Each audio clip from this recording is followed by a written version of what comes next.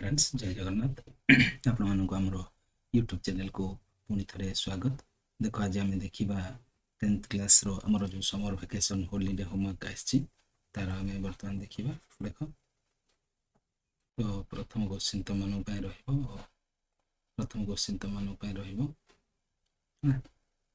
Summer vacation रो holiday homework रो 2024 10th class रो ओडिया रो प्रथम question रहिबो।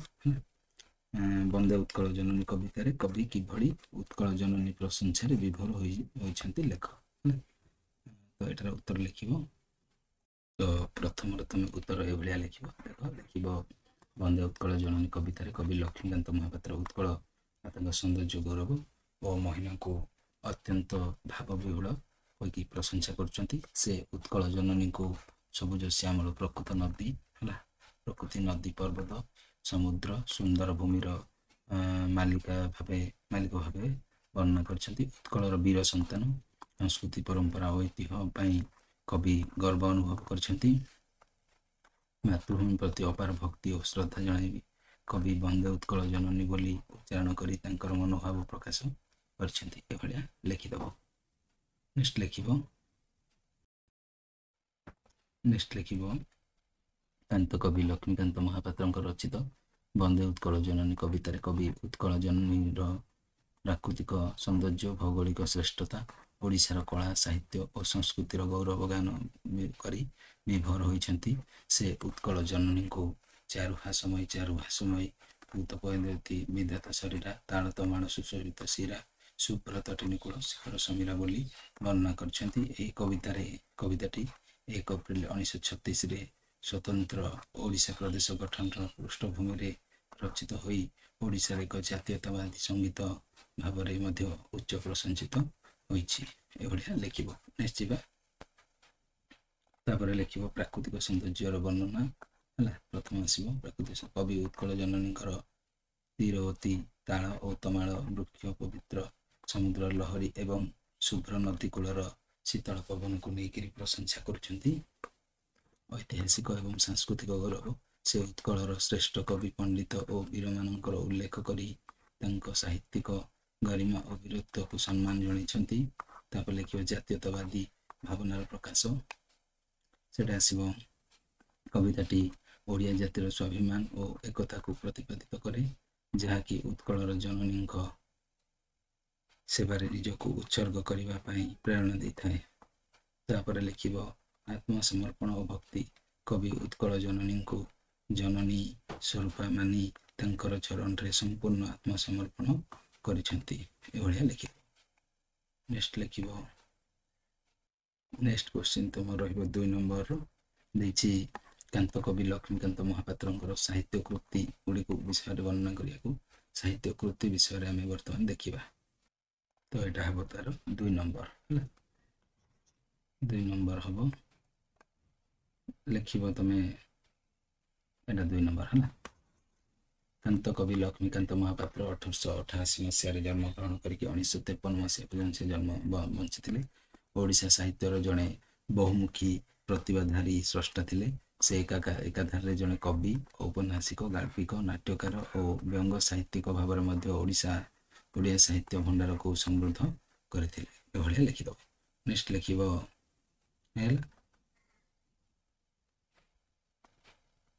तब लिखियो तांकर प्रधान साहित्य कृति गुड़िक निम्न प्रदत्त है।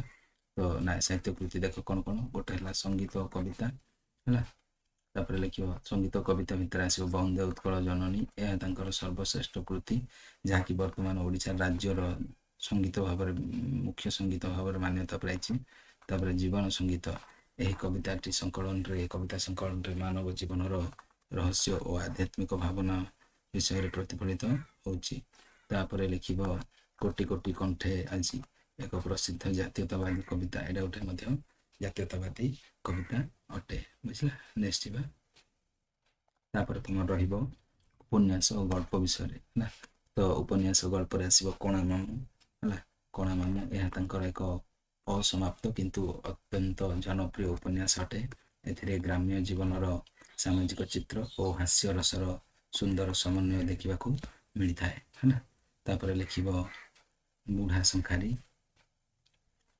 ଏହା ଓଡ଼ିଆ ଗଳ୍ପ ସାହିତ୍ୟର ଏକ କାଳଜୟୀ କ୍ଷୁଦ୍ର ଗଳ୍ପ ଅଟେ ହେଲା।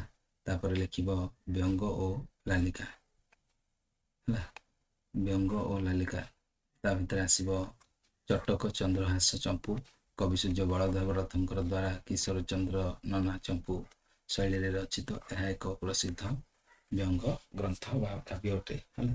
ତାପରେ ଲେଖିବ ସେ ତାଙ୍କର ବ୍ୟଙ୍ଗ ରଚନା ମାଧ୍ୟମରେ ସମାଜର କୁସଂସ୍କାର ଓ ରାଜନୈତିକ ଦୋଷ ଦୁର୍ବଳତାକୁ ତୀକ୍ଷ୍ଣ ସମାଲୋଚନା କରୁଥିଲେ ହେଲା। ଲେଖିବ ସେ ତାଙ୍କର ବ୍ୟଙ୍ଗ ରଚନା ମାଧ୍ୟମରେ ସମାଜର କୁସଂସ୍କାର ଆଉ ରାଜନୈତିକ ଦୋଷ ଦୁର୍ବଳତାକୁ ତୀକ୍ଷ୍ଣ ସମାଲୋଚନା କରିବା କଥା ଲେଖିଥିଲେ ବୋଲି ଲେଖିବ ହେଲା। ନେକ୍ସଟ ଲେଖିବ ନାଟକ ଆଉ ଏକାଙ୍କିକା ବିଷୟରେ ହେଲା। ତା ବିଷୟରେ ଆସିବ ସେ ଅନେକ ନାଟକ ଆଉ ହେଲା ଏକାଙ୍କିକା ସବୁ ରଚନା କରିଛନ୍ତି। ଏକାଙ୍କିକା ହେଲା ପ୍ରଦର୍ଶନ କରିଛନ୍ତି ହେଲା, ଯଥା ବ୍ରଜ ବର୍ଜନ 1925ରେ, କାମ 1926 ଏବଂ କାଳୀୟ ଦଳନ ଏଇଟା ହେଲା 1927 ମସିହାରେ ସେ ତେଲୁଗୁ ଲେଖିଥିଲେ। ତାପରେ ନେକ୍ସଟ ତାଙ୍କର ଆସିବ ସମ୍ପାଦନାରେ ତମେ ଦେଖିବ ସେ ଭଦ୍ରକରୁ ଡଗର ନାମକ ଏକ ପ୍ରସିଦ୍ଧ ପତ୍ରିକା ସମ୍ପାଦନ କରୁଥିଲେ, ଯାହାକି ଓଡ଼ିଆ ବ୍ୟଙ୍ଗ ସାହିତ୍ୟ କ୍ଷେତ୍ରରେ ଏକ ନୂତନ ବିପ୍ଳବ ସୃଷ୍ଟି କରିଥିଲା। ଏଭଳିଆ ଲେଖିବ। ତାପରେ ଲେଖିବ ତାଙ୍କର ସମସ୍ତ ରଚନା ଗୁଡ଼ିକ କାନ୍ତ ସାହିତ୍ୟ ମାଳାର 2ଟି ଭାଗରେ ସଂକଳନ ହୋଇଛି। ସେ ନିଜର ଶାରୀରିକ ଅସୁସ୍ଥତା ସତ୍ତ୍ୱେ ଓଡ଼ିଆ ଭାଷା ହେଲା ଓ ସାହିତ୍ୟ ପାଇଁ ଯେଉଁ ଅବଦାନ ଦେଇଛନ୍ତି ତାହା ସବୁଦିନ ପାଇଁ ସ୍ମରଣୀୟ ହୋଇ ରହିବ ବା ଅମର ହୋଇ ରହିବ। ଲେଖିଦେବ।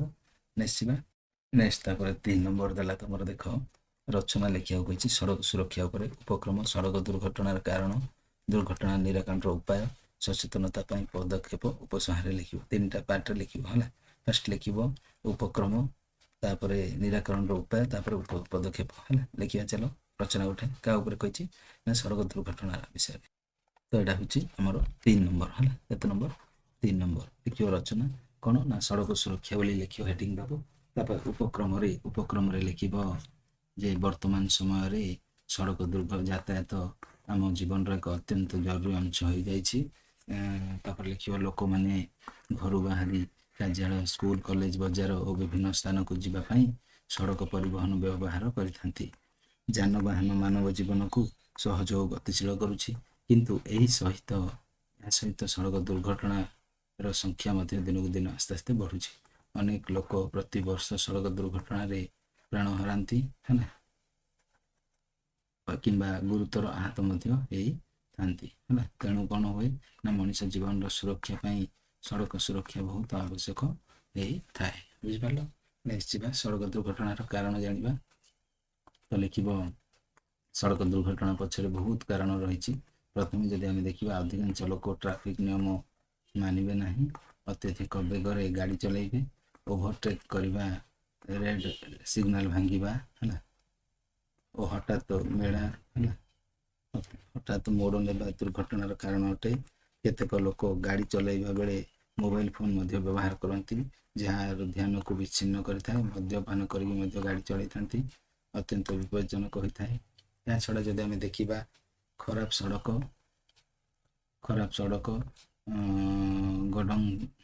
ଗଢ଼ା, ଭଙ୍ଗା ଫୁଲ ହେଲା, ଭଙ୍ଗା ପୁଲ ମାନେ ଆମର କ'ଣ ଶଙ୍ଖ ହେଲା, ଭଙ୍ଗା ପୁଲ, ଅପର୍ଯ୍ୟାପ୍ତ ଟ୍ରାଫିକ ଚିହ୍ନ ଓ ଯାନର ଯାନ୍ତ୍ରିକ ତ୍ରୁଟି ପାଇଁ ବୋଲିକି ପ୍ରାୟ ସାଧାରଣତଃ ଯେତେ ସବୁ ଦୁର୍ଘଟଣା ଘଟିଥାଏ ହେଲା। ନିଶ୍ଚିତ। ତାପରେ ତମର ଆସିବ ଦୁର୍ଘଟଣା ନିରାକରଣ କରିବାର ଉପାୟ ହେଲା। ସଡ଼କ ଦୁର୍ଘଟଣା କମାଇବା ପାଇଁ ପ୍ରଥମେ ସମସ୍ତଙ୍କୁ ଟ୍ରାଫିକର ନିୟମ ମାନିବା ଆବଶ୍ୟକ ଅଟେ। ଯାନ ଚଳାଇବା ସମୟରେ ନିର୍ଦ୍ଦିଷ୍ଟ ଗତି ବା ସୀମା ମାନିବା ଉଚିତ ହେଲା। 2 ଚକିଆ ଯାନରେ ହେଲମେଟ୍, 4 ଚକିଆ ଯାନରେ ସିଟ୍ ବେଲ୍ଟ ବ୍ୟବହାର କରିବା ଅତ୍ୟନ୍ତ ଜରୁରୀ ହୋଇପଡ଼େ। ଡ୍ରାଇଭିଂ ସମୟରେ ଆମେ ମୋବାଇଲ ବ୍ୟବହାର କରିବା, ମଦ୍ୟପାନକୁ ସମ୍ପୂର୍ଣ୍ଣ ରୂପେ ବର୍ଜନ କରିବା ଦରକାର ହେଲା। ମୋବାଇଲ ବ୍ୟବହାର କରିବାନି କି ମଦ ବ୍ୟବହାର କରିବା ନାହିଁ। ଆଉ ପଦଚାରୀମାନେ ରାସ୍ତା ପାର ହେବା ବେଳେ ଜେବ୍ରା କ୍ରସିଂ ଓ ଫୁଟ ଓଭର ବ୍ରିଜ ବ୍ୟବହାର କରିବା ଉଚିତ। ଏଭଳିଆ ଲେଖିଦେବ। ତାପରେ ଲେଖିବ ଯାନବାହନର ନିୟମିତ ଯାଞ୍ଚ ଓ ରକ୍ଷଣାବେକ୍ଷଣ କରିବା ମଧ୍ୟ ଉଚିତ। ଠିକ ଅଛି, ନେକ୍ସଟ ଦେଖିବା। ତାପରେ ଦେଖିବା ସଚେତନତା ପାଇଁ କ'ଣ କ'ଣ ପଦକ୍ଷେପ ନେବା ହେଲା। ତାପରେ ଦେଖିବା ସଚେତନ ପାଇଁ କ'ଣ କ'ଣ ପଦକ୍ଷେପ ଆମେ ନେବା। ତୁମେ ଲେଖିବ ସଡ଼କ ଦୁର୍ଘଟଣା ପାଇଁ ସଚେତନତା ସବୁଠୁ ବଡ଼ ଉପାୟ। ସ୍କୁଲ ଓ କଲେଜରେ ଛାତ୍ରଛାତ୍ରୀମାନଙ୍କୁ ଟ୍ରାଫିକ ନିୟମ ବିଷୟରେ ଶିକ୍ଷା ଦିଆଯିବା ଉଚିତ। ସରକାର ଦ୍ୱାରା ରାଲି, ପୋଷ୍ଟର, ବ୍ୟାନର ଭଳିଆ ବିଭିନ୍ନ ଟିଭି ଓ ରେଡ଼ିଓ ମାଧ୍ୟମରେ କ'ଣ କରିବା, ଲୋକମାନଙ୍କୁ ସଚେତନ କରାଇବା।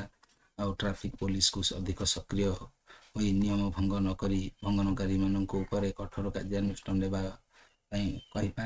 ତାପରେ ସଡ଼କରେ ଚିହ୍ନ, ସିଗ୍ନାଲ ଓ ରାସ୍ତା ତିଆରି ବ୍ୟବସ୍ଥା ମଧ୍ୟ ତାର ମଧ୍ୟ ଉନ୍ନତି କରିବା। ବୁଝିପାରିଲ? ନେକ୍ସଟ ଯିବା। ତାପରେ ଆସିବ ଉପସଂହାର। ଉପସଂହାରରେ ତମେ ଲେଖିବ ସଡ଼କ ସୁରକ୍ଷା ଏକ ସାମୂହିକ ଦାୟିତ୍ୱ ଅଟେ।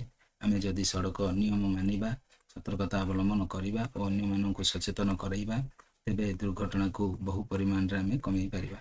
ମନେ ରଖିବା ଉଚିତ ଯେ ଜୀବନ ଅମୂଲ୍ୟ, ତେଣୁ ସଡ଼କରେ ସତର୍କତାର ହିଁ ସୁରକ୍ଷା ଅଛି ହେଲା। ଆମେ ଯଦି ସଡ଼କରେ ଗଲାବେଳେ ଆମେ ସୁରକ୍ଷତାର ସହିତ ଯାଇପାରିବା। ଯଦି ଗାଡ଼ି ଠିକରେ ଚଲାଉଛନ୍ତି ତାହେଲେ ଆମେ ସୁରକ୍ଷା ରହିପାରିବା। ଠିକ ଅଛି, ନେକ୍ସଟ ତ ଲେଖିବ। ଆଉ କ'ଣ ଲେଖିବ ନା ସରକାର ସୁରକ୍ଷା କେବଳ ସରକାରଙ୍କର ନୁହେଁ, ସଡ଼କ ସୁରକ୍ଷାଟା ପ୍ରତ୍ୟେକ ନାଗରିକମାନଙ୍କର ଦାୟିତ୍ୱ ଅଟେ। ଆମେ ଯଦି ନିଜେ ସଚେତନତା ହେବା ସହିତ ଅନ୍ୟମାନଙ୍କୁ ମଧ୍ୟ ସଚେତନ କରାଇବା, ତେବେ ସଡ଼କ ଦୁର୍ଘଟଣା କମିଯିବ ଏବଂ ଅନେକ ମୂଲ୍ୟବାନ ଜୀବନ ମଧ୍ୟ ରକ୍ଷା ପାଇଯିବ। ସତର୍କ ଚଳାଚଳ, ସୁରକ୍ଷିତ ଜୀବନ। ଠିକ ଅଛି, ସତର୍କରେ ଆମେ ଯଦି ଚଳାଇବା ତାହେଲେ ଆମର ଜୀବନ ସୁରକ୍ଷିତ ରହିବ। ନେକ୍ସଟ ଯିବା। ତାପରେ ରହିବ ତମର 4 ନମ୍ବର ହେଲା। ତୁମ ଗ୍ରାମରେ ପାନୀୟ ଜଳର ଅଭାବ ହେତୁ ତାର ନିରାକରଣ ପାଇଁ ମଣ୍ଡଳ ଉନ୍ନୟନ ଅଧିକାରୀଙ୍କୁ ପତ୍ର ଲେଖିବାକୁ କହିଛି। ତ ପତ୍ର ବର୍ତ୍ତମାନ ଲେଖିବା। ତ ଏଇଭଳିଆ ତମେ ପତ୍ର ଗୋଟେ ଲେଖିବ। ଶ୍ରୀଯୁକ୍ତ ମଣ୍ଡଳ ଅଧିକାରୀ ହେଲା। ଏଇଟା ହେଉଛି କେତେ ନମ୍ବର? 3 ନମ୍ବର। 3 ସରି ଏଇଟା ହେବ 4 ନମ୍ବର ହେଲା। କେତେ ନମ୍ବର? 4 ଲେଖିବ। ଶ୍ରୀଯୁକ୍ତ ମାନନୀୟ ଶ୍ରୀଯୁକ୍ତ ମଣ୍ଡଳ ଅଧିକାରୀ ଯେଉଁ ଏରିଆର ସେ ଏରିଆରେ ଲେଖିବ। ମହୋଦୟ ସମୀପେଷୁ, ତାପରେ ଗାଁ ନାଁ ଲେଖିବ, ଅମକ ଗ୍ରାମ ପଞ୍ଚାୟତର ସରପଞ୍ଚଙ୍କ ଜରିଆରେ। ତାପରେ ବିଷୟ ଲେଖିବ ପାନୀୟ ଜଳର ଅଭାବ ହେତୁ ତାର ନିରାକରଣ ପାଇଁ ନିବେଦନ। ମହାଶୟ ହେଲା। ମହାଶୟ ନିବେଦନର କାରଣ ଏହିକି ଯେ ଆମ ଗାଁ ନାଁ ଲେଖିବ, ପଞ୍ଚାୟତର ଅବସ୍ଥିତ ହେଲା। ତମ ଗାଁ ନାଁରେ ଲେଖିବ। ଆମ ଗ୍ରାମରେ ଲୋକ ସଂଖ୍ୟା ପ୍ରାୟ 1000ରୁ ଉର୍ଦ୍ଧ୍ୱ। ଜନସାଧାରଣଙ୍କର ଦୈନନ୍ଦିନ ପାଇଁ ବ୍ୟବହାର ପାଇଁ ଆମ ଗ୍ରାମରେ ଗୋଟେ କୂଅ ଓ ଗୋଟେ ନଳକୂପ ଅଛି। ମାତ୍ର ଗ୍ରାମର ଏହି ନଳକୂପଟି ଦୀର୍ଘ ଦିନର ଅଚଳ ଅବସ୍ଥାରେ ପଡ଼ି ରହିଛି। ପୁଣି ଏହି ଖରାଦିନରେ କୂଅଟି ସମ୍ପୂର୍ଣ୍ଣ ଭାବେ ଶୁଖିଯାଉଛି। ଫଳରେ ଲୋକମାନେ ପୋଖରୀର ପାଣିକୁ ପାନୀୟ ଜଳ ରୂପେ ବ୍ୟବହାର କରି ନାନା ପ୍ରକାର ସଂକ୍ରାମକ ରୋଗରେ ପୀଡ଼ିତ ହେଉଛନ୍ତି। ବର୍ତ୍ତମାନ ସରକାରଙ୍କର ତରଫରୁ ବିଭିନ୍ନ ଗ୍ରାମରେ ନଳକୂପମାନ ବସାଯାଉଥିଲେ ମଧ୍ୟ ଆମ ଗ୍ରାମରେ ଗୋଟେ ହେଲେ ନଳକୂପ ବସାଯାଇ ନାହିଁ। ଏଭଳି ଲେଖିଦେବ। ବୁଝିଲା? ତାପରେ ଲେଖିବ ନେକ୍ସଟ ଲେଖିବ ସେଇ ନମ୍ବର ଆଗେ। ତେଣୁ ଆମେ ଗ୍ରାମବାସୀ ହେଲା, ତମ ଗାଁ ନାଁ ଲେଖିବ। ଅମକ ଗ୍ରାମବାସୀ ଆପଣଙ୍କ ନିକଟରେ ପ୍ରାର୍ଥନା କରୁଛୁ ଯେ ଆପଣ ଦୟାପୂର୍ବକ ଆମ ଗ୍ରାମର ପାନୀୟ ଜଳ ସମସ୍ୟାକୁ ହୃଦୟଙ୍ଗମ କରି ଗ୍ରାମର ପୁରୁଣା ନଳକୂପଟି ମରାମତି ସହିତ 2ଟି ନୂତନ ନଳକୂପ ବସାଇବାର ବ୍ୟବସ୍ଥା କଲେ ଆମ୍ଭେମାନେ ଆପଣଙ୍କ ନିକଟରେ ଚିର ଉପକୃତ ହେବୁ। ଏଠି ତାରିଖ ପକାଇବେ, ଏଠି ସ୍ଥାନ ପକାଇବେ ହେଲା। ଏଠି ଆପଣଙ୍କର ଗାଁ ନାଁ ଲେଖିବେ। ଏଠି କାର୍ଯ୍ୟାଳୟର ନାଁ ଲେଖିଦେବେ। ଗାଁର ଲୋକମାନଙ୍କର ନାଁ ଲେଖିଦେବେ। ଏଠି 4 ଜଣ 5 ଜଣଙ୍କର ହେଲା। ତ ବର୍ତ୍ତମାନ 4 ନମ୍ବର ସରିଲା। ନେକ୍ସଟ ନମ୍ବରକୁ ଯିବା।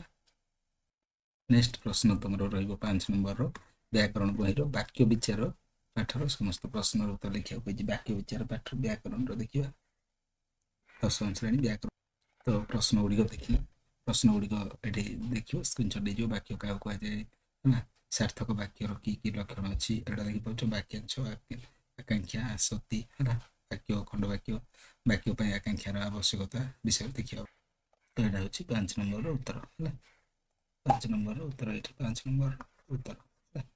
ଲେଖିବ ଏକ ବା ଏକାଧିକ ପଦ ମିଳିତ ହୋଇ ଯଦି ମନର ଭାବକୁ ସମ୍ପୂର୍ଣ୍ଣ ରୂପେ ପ୍ରକାଶ କରନ୍ତି ତେବେ ତାହାକୁ ବାକ୍ୟ କୁହାଯାଏ। ବାକ୍ୟରେ ପଦଗୁଡ଼ିକ ଏକ ନିର୍ଦ୍ଦିଷ୍ଟ କ୍ରମରେ ରହି ସମ୍ପୂର୍ଣ୍ଣ ଅର୍ଥ ପ୍ରକାଶ କରିବା ଆବଶ୍ୟକ ହେଲା।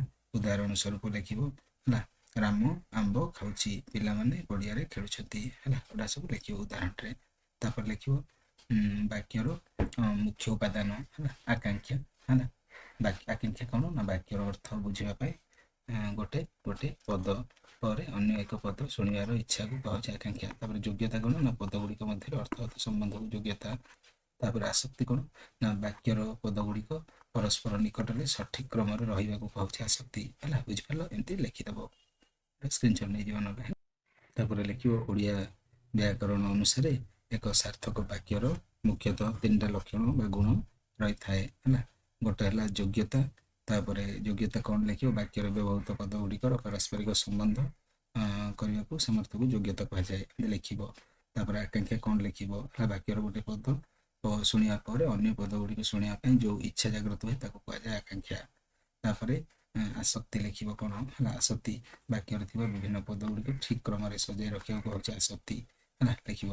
ନେକ୍ସଟ ଲେଖିବ ଏଇ 3ଟା ଲକ୍ଷଣ ଥିଲେ ହିଁ ଏକ ପଦ ସମଷ୍ଟିକୁ ସାର୍ଥକ ବାକ୍ୟ ବୋଲି ମଧ୍ୟ ଆମେ କହିପାରିବା। ନେକ୍ସଟ ଯିବା। ଏଭଳିଆ ଦେବୁ, ସ୍କ୍ରିନଶଟ୍ ନେଇକି ଲେଖିଦେବ ହେଲା। ବାକ୍ୟର ଯୋଗ୍ୟତା ହେଉଛି ଏକ ସାର୍ଥକ ବାକ୍ୟର ପ୍ରଧାନ ଗୁଣ, ଯେଉଁଥିରେ କି ପଦ ଗୁଡ଼ିକ ମଧ୍ୟରେ ଅର୍ଥଗତ ଓ ପ୍ରସଙ୍ଗଗତ ସମ୍ବନ୍ଧ ରହିଛି ହେଲା। ତାପରେ ବାକ୍ୟର ଯୋଗ୍ୟତା କହିଲେ ଅର୍ଥଗତ ସଂଗତି ହେଲା।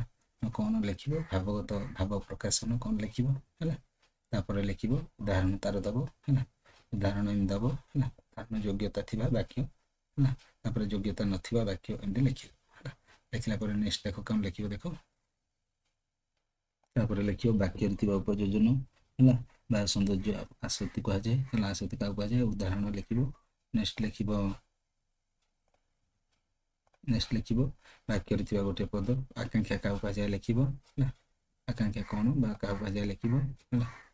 ନେକ୍ସଟ ଲେଖିବ ବାକ୍ୟରେ ବୁଝା ପଡ଼ୁଥିବା ନିର୍ଦ୍ଦିଷ୍ଟ ଅଂଶ ବା ନିର୍ଦ୍ଦିଷ୍ଟ କେତୋଟି ବାକ୍ୟାଂଶ କାହାକୁ କୁହାଯାଏ ଲେଖିବ ହେଲା। ନେକ୍ସଟ ଯିବା। ତାପରେ ଲେଖିବ ଖଣ୍ଡବାକ୍ୟ କାହାକୁ କୁହାଯାଏ ଲେଖିବ ହେଲା। ଖଣ୍ଡବାକ୍ୟ କାହାକୁ କୁହାଯାଏ ହେଲା। ତାର ଉଦାହରଣ ହେଲା। ଉଦାହରଣ ଲେଖିବ। ତାପରେ ଲେଖିବ ହେଲା। ଉଦାହରଣ ଲେଖିଦେବ। ତାପରେ ଲେଖିବ ବାକ୍ୟ ଓ ଖଣ୍ଡବାକ୍ୟ ମଧ୍ୟରେ ପାର୍ଥକ୍ୟ ଲେଖିବ ହେଲା। ପାର୍ଥକ୍ୟ ବାକ୍ୟ ଏପଟେ ଲେଖିବ, ସେପଟେ ଖଣ୍ଡବାକ୍ୟ ଲେଖିବ, ତାର ପାର୍ଥକ୍ୟକୁ ଲେଖିବ ହେଲା। ତାପରେ ନେକ୍ସଟ ଯିବା। ତାପରେ ନେକ୍ସଟ ଲେଖିବ ବାକ୍ୟ ପାଇଁ ଆକାଂକ୍ଷାର ଆବଶ୍ୟକତା କ'ଣ ହେଲା। ବାକ୍ୟ ଯେଉଁ ଅଛି ବାକ୍ୟ ପାଇଁ ଆକାଂକ୍ଷାର କ'ଣ କ'ଣ ଆବଶ୍ୟକତା ଅଛି ସେ ବିଷୟରେ ଲେଖିବ ହେଲା। ଆକାଂକ୍ଷା କାହାକୁ କୁହାଯାଏ?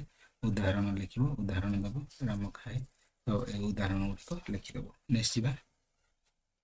ନେକ୍ସଟ ପ୍ରଶ୍ନ ରହିବ ତୁମର ଓଡ଼ିଶାର 6 ଜଣ କବିଙ୍କ ନାମ ଲେଖିବାକୁ କହିଛି ଆଉ ସେମାନଙ୍କ ଦ୍ୱାରା ଲିଖିତ ସାହିତ୍ୟ କୃତି ଗୁଡ଼ିକୁ ନେଇ ଏକ ସାରଣୀ କରିବାକୁ କହିଛି ହେଲା।